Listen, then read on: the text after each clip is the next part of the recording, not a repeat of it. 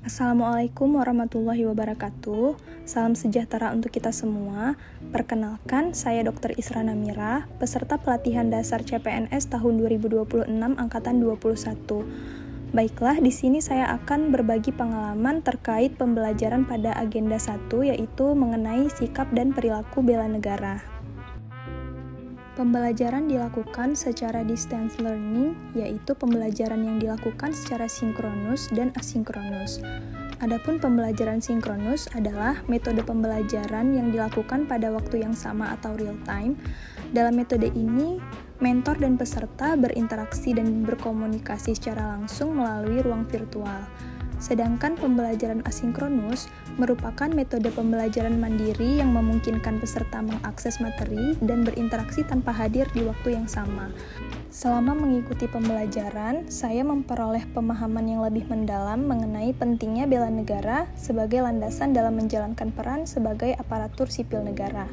Beberapa materi penting yang saya pelajari meliputi wawasan kebangsaan dan nilai bela negara, analisis isu kontemporer, dan kesiapsiagaan bela negara. Pembelajaran tentang wawasan kebangsaan memberikan pemahaman mengenai cara pandang bangsa Indonesia terhadap diri dan lingkungannya yang berlandaskan Pancasila, Undang-Undang 1945, NKRI, dan Bhinneka Tunggal Ika.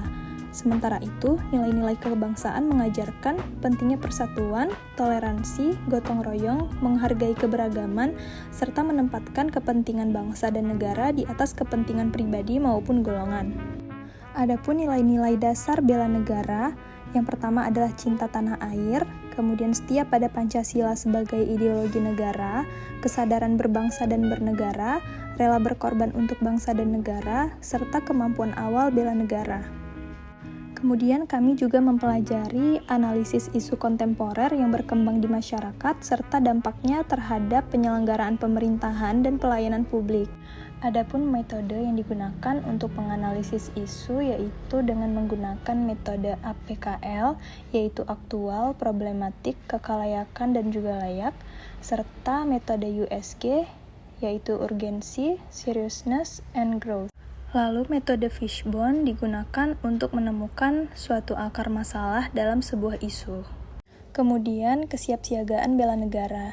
Hal ini merupakan bentuk kesiapan ASN dalam menghadapi berbagai tantangan, ancaman, hambatan, dan gangguan. Kondisi siap siaga yang dimiliki seseorang harus mencakup adanya kesiapan fisik, kesiapan mental dan pembentukan karakter, kesiapan ideologi, serta kesiapan menghadapi ancaman dan juga bencana. Dalam Undang-Undang Nomor 20 Tahun 2023 tentang Aparatur Sipil Negara, terdapat 3 fungsi utama ASN. Yang pertama adalah sebagai pelaksana kebijakan publik, kemudian sebagai pelayan publik, dan juga perekat dan pemersatu bangsa. Baiklah, kesimpulan pada pembelajaran ini adalah agenda 1 dapat memberikan pemahaman bahwa setiap ASN memiliki peran penting dalam bela negara melalui sikap, perilaku, dan pelaksanaan tugas sehari-hari.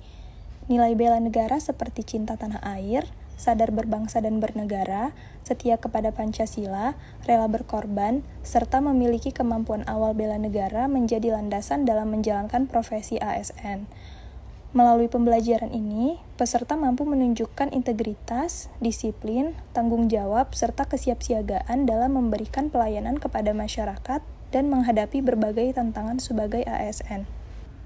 Terima kasih, mohon maaf jika terdapat kesalahan kata. Assalamualaikum warahmatullahi wabarakatuh.